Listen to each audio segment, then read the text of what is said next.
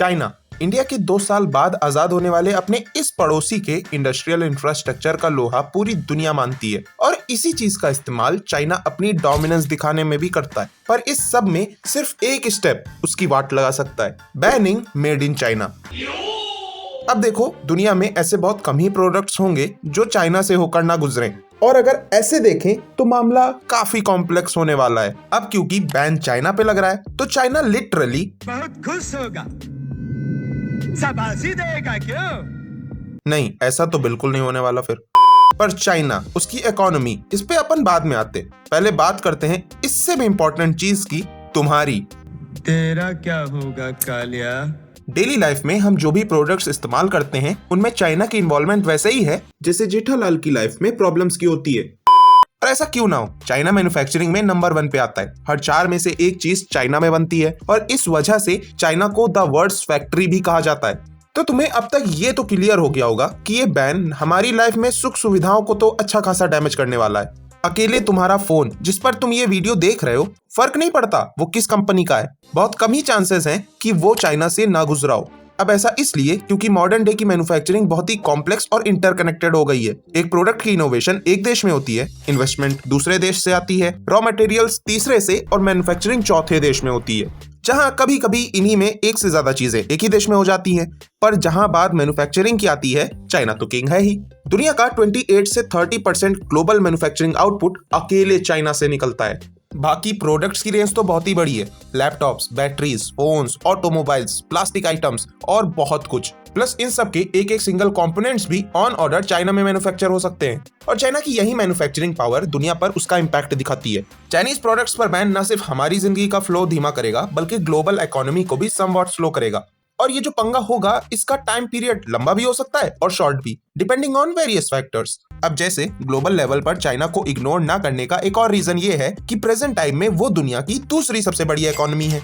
Recent में अकेले अपनी मैन्युफैक्चरिंग सेक्टर से ही चाइना ने लगभग $4 ट्रिलियन वर्ल्ड इकोनॉमी में कंट्रीब्यूट करा है। और तुमको एक पर्सपेक्टिव देने के लिए बता दूं कि जापान, जो कि दुनिया की 3rd लार्जेस्ट इकोनॉमी है, 2022 में उसकी इकोनॉमी $4.3 ट्रिलियन के अराउंड थी। कुछ समझ रहे हो? अब देखो, ऐसा भी नहीं है कि बिना चाइना की मैन्युफैक्चरिंग के दुनिया तेरे नाम के सलमान भाई हो जाएगी। नहीं, जैसा कि अपने को पता है कि जब एक दरवाजा बंद होता है तो कई और खुलते हैं, सेम चीज यहाँ पर भी होगी। चाइना की ये जो बिग डैडी मोनोपोली है मैन्युफैक्चरिंग और बाकी सेक्टर्स में, उसे काउंटर करने के लिए अभी से ही कई देश साथ में काम कर रहे हैं, जिस पर अपन कभी और बात करेंगे।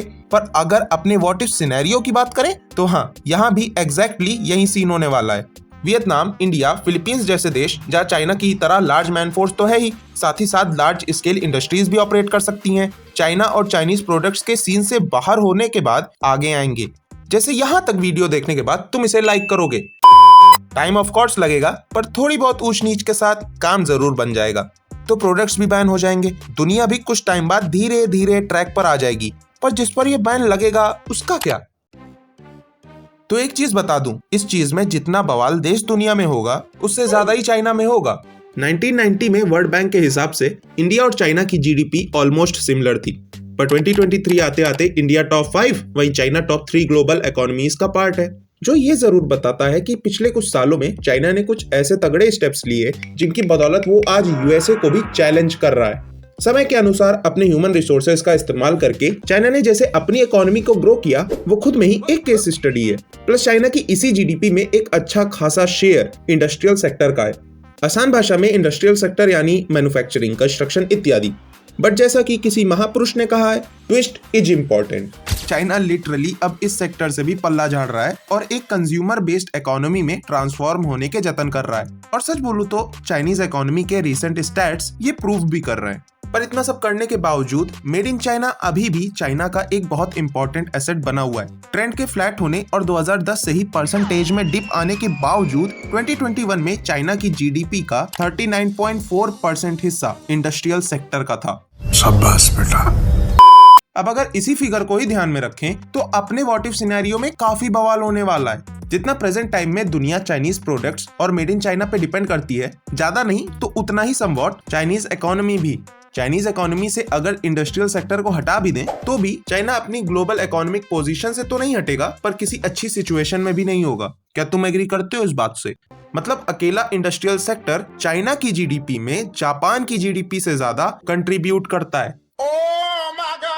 अब देखो, किसी भी देश का मैन्युफैक्चरिंग सेक्टर उसकी इकोनॉमी के साथ ही उसके ग्लोबल इन्फ्लुएंस में कंट्रीब्यूट करने के अलावा टेक्नोलॉजिकल डेवलपमेंट और जॉब अपॉर्चुनिटीज भी क्रिएट करता है। चाइना की बात करें तो 2021 में चाइना की 29.1% ह्यूमन वर्कफोर्स की एम्प्लॉयमेंट अकेले मैन्युफैक्चरिंग सेक्टर से आई। बाकी तुमको एक आइडिया देने के लिए बता दूं, 2021 में ही चाइना की टोटल वर्कफोर्स 746.5 मिलियन लोगों की थी। इंडस्ट्रियल सेक्टर के पूरी तरह से बंद होने पर स्ट्रेट अवे कितने लोग अपनी जॉब्स खोएंगे, हिसाब लगा लो और कमेंट करो। सारे काम मैं ही करूं। अब आते हैं टेक्नोलॉजिकल एडवांसमेंट्स पे। भाई साहब, फॉरेन ब्रांड्स के प्रोडक्ट्स बनाने से लेके उनकी ही टेक्नोलॉजी से सीख के और उसे रेप्लिकेट करके चाइनीज ब्रांड्स आज कहाँ हैं सबको पता है। Best example mobile phone brands. Made in China पर बैन चाइनीज ब्रांड्स जो कि ग्लोबल मार्केट में ऑपरेट कर रहे हैं, रातों रात उनके वक्त बदल दिया, जज्बात बदल दिए, जिंदगी बदल दी।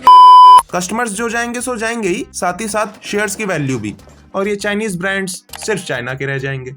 और ये सब जानने के बाद तुम्हारे दिमाग में एक सवाल तो जरूर आया होगा कि ऐसे में चाइना क्या करेगा, जो कि इंटरेस्टिंग है क्योंकि बैन के चक्कर में दुनिया भर के ऑर्डर्स पे बने प्रोडक्ट्स और कंपोनेंट्स की वैल्यू एक झटके में कूड़े के भाव हो जाएगी, या शायद नहीं भी। क्यों?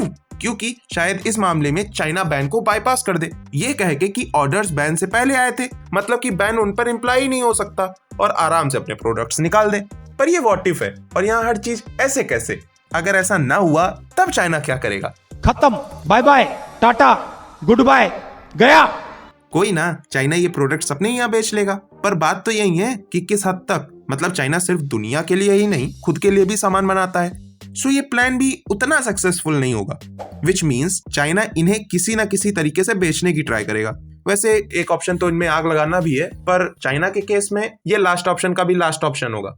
स्मगलिंग, डंपिंग, यहाँ तक कि किसी और देश का लेबल लगाकर बेचना, चाइना ये सब तरीके देखेगा इन प्रोडक्ट्स को डिस्ट्रॉय करने से पहले, ताकि कम से कम इन सब का कॉस्ट प्राइस तो वसूली कर ले, जो कि हाँ थोड़ा सीरियस मैटर हो जाएगा।